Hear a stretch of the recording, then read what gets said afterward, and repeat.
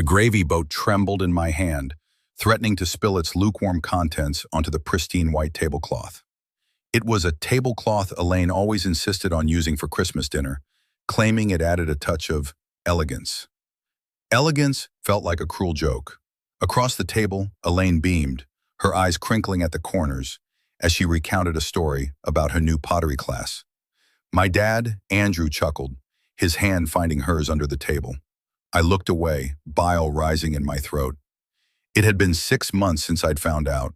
6 months since my carefully constructed world had shattered into a million jagged pieces. 6 months since I discovered that the woman I'd considered a second mother, my best friend's mother, was having an affair with my father. Elaine. Warm, funny, vibrant Elaine. My childhood confidant, the woman who always had a hug ready, who baked the best chocolate chip cookies, the woman who was currently acting as if nothing was wrong, as if she hadn't systematically dismantled 2 families with her selfishness. I stumbled upon it accidentally, as these things often happen. I was house-sitting for Elaine and her husband Tom while they were on a hiking trip in the Himalayas. I needed to print a document for work, and their printer was the closest one. Snooping wasn't my intention, but as I navigated their archaic computer, a folder labeled Personal caught my eye. Curiosity, that insidious little devil, got the better of me. I clicked. There were emails, dozens of them, each one a carefully crafted lie, a testament to their betrayal. Words of longing, stolen moments, shared secrets. I can't stop thinking about you, one read, signed A. Every moment away from you is torture, another signed E. It didn't take a genius to figure out who A and E were. The room swam. The air thickened. I felt a buzzing in my ears, a cold sweat prickling my skin. I scrolled through the emails, each one a fresh stab wound. They talked about their spouses, about how trapped they felt, how they deserved happiness. They planned rendezvous, weekends away, stolen kisses in the supermarket parking lot. I found photos too, blurred, grainy images taken on a phone, a hand intertwined with another, a stolen embrace in a park, a lingering look across a restaurant table. Each photo was a piece of evidence confirming my worst nightmare. The world tilted on its axis, and I clung to the desk for support. I don't remember how long I sat there, paralyzed by the weight of what I'd discovered. Eventually, I closed the laptop, the screen reflecting my own pale, shocked face.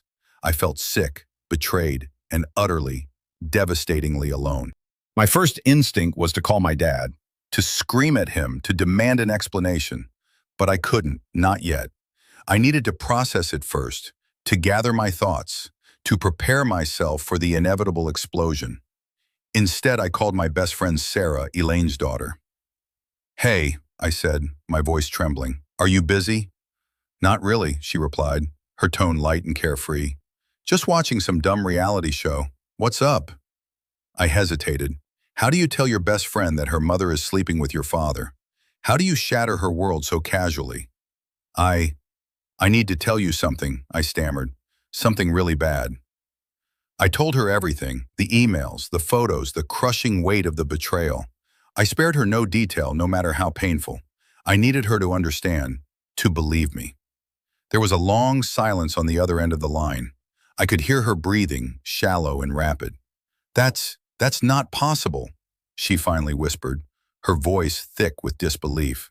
"My mom would never—" "I saw the emails, Sarah," I said, my voice cracking. "I saw the pictures. I wish I hadn't, but I did." "No," she repeated, louder this time. "You're lying. You have to be." "I'm not lying," I said, tears streaming down my face. "I swear to God I'm not." She hung up. I tried calling her back, but she didn't answer. I knew I'd broken something irreparable. Confronting my dad was a different kind of hell. I waited for him at his house, the house he shared with my mom, until she passed away 5 years ago. The house that held so many good memories, now tainted by his actions. When he walked in, his face was etched with fatigue. He looked older, somehow smaller. "Daniel, what are you doing here?"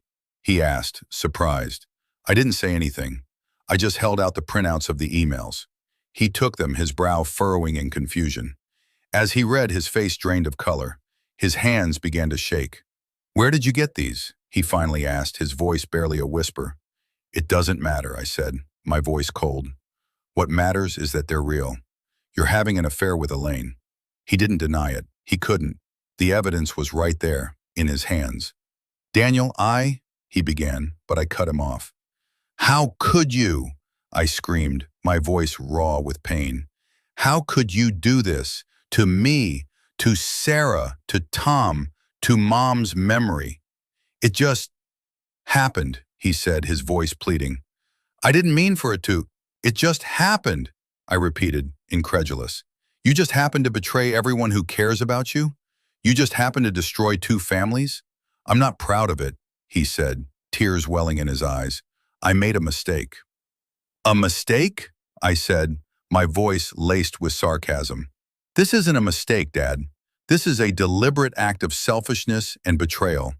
You've broken my heart, you've broken Sarah's heart, and I don't know if I can ever forgive you." I turned and walked out, leaving him standing there, alone with his shame. The house felt suffocating, filled with the ghosts of happier times, times I knew I could never recapture. The weeks that followed were a blur of anger, grief, and confusion. Sarah refused to speak to me. Tom, Elaine's husband, was devastated. He moved out of their house, his face a mask of heartbreak. The community, once close-knit, was now fractured by whispers and judgment. My dad moved out too, finding a small apartment on the other side of town. He tried to call me, to explain, to apologize, but I couldn't bring myself to answer. Every time I saw his number on my phone, a wave of nausea washed over me. I started seeing a therapist. She told me that I was grieving, that I was experiencing a profound loss. Loss of trust, loss of innocence, loss of the family I thought I had. She encouraged me to express my feelings, to process my anger, to find a way to forgive, if not for them, then for myself. But forgiveness felt impossible. How could I forgive them for the pain they had caused? How could I forgive them for shattering my world? How could I forgive them for turning Christmas dinner into a living hell? And that brings me back to Christmas dinner. Despite everything, my dad had insisted on hosting. He claimed he wanted to keep the family together, which felt like a particularly cruel joke, considering he was the one who had torn it apart. I almost didn't go, but my aunt, my mom's sister, convinced me. "He's still your father, Daniel," she said, her voice gentle. "He needs you, and you need him even if you don't realize it yet." So I went. I walked into his house, the house that was once filled with so much love and laughter, now heavy with unspoken resentments and simmering anger. Elaine was there, of course. She greeted me with a strange smile, her eyes darting nervously around the room. She looked older too, her face thinner, her eyes shadowed with guilt. "Merry Christmas, Daniel," she said, her voice hesitant. "Merry Christmas, Elaine," I replied, my voice flat. I couldn't bring myself to be warm, to be forgiving. Not yet. The rest of the evening was an exercise in forced civility. We made small talk, avoiding any topics that might lead to conflict. We ate in silence, the only sound the clinking of silverware and the rustling of wrapping paper. My dad tried to engage me in conversation, but I kept my responses short and perfunctory. I couldn't look him in the eye. Every time I did, I saw the betrayal, the lies, the pain he had inflicted. Elaine fared no better. She attempted to tell a funny story about her pottery class, but her voice faltered halfway through, and she trailed off into silence. The festive atmosphere felt forced, unnatural, a charade designed to mask the deep wounds that festered beneath the surface. The breaking point came after dinner. We were sitting in the living room, attempting to watch a Christmas movie, when my dad reached for Elaine's hand. It was a small, seemingly insignificant gesture, but it was enough to shatter my fragile composure. "Stop it," I said, my voice trembling. "Just stop it." They both looked at me, startled. "Stop pretending that everything is okay," I continued, my voice rising. "Stop acting like you haven't destroyed everything. I can't stand it anymore."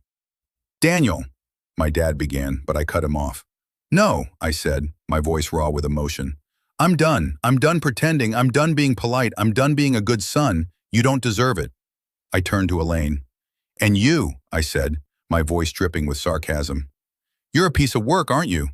Sleeping with my dad, destroying your own family, and then showing up here like nothing happened? How do you live with yourself?" Elaine's face crumpled. Tears streamed down her cheeks. "I'm so sorry, Daniel," she sobbed. "I never meant to hurt you."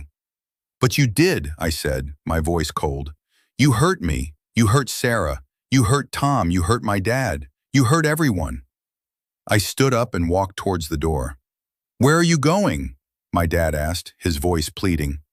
"I'm leaving," I said. "I can't stay here anymore. I need to get away from you both." "Please, Daniel," he said, his voice breaking. "Don't go. Not like this." I hesitated for a moment, my hand on the doorknob. I wanted to stay. I wanted to believe that things could be fixed, that we could somehow salvage what was left of our family. But I couldn't. The pain was too deep, the betrayal too profound. "Goodbye, Dad," I said, my voice barely a whisper. "I don't know when or if I'll ever see you again." I walked out into the cold night air, leaving them behind. The house felt like a tomb, filled with the ghosts of a love that had died and a family that was no more. The following months were even harder than the previous ones. I moved to a new city, a fresh start, a clean slate. I cut off all contact with my dad and Elaine.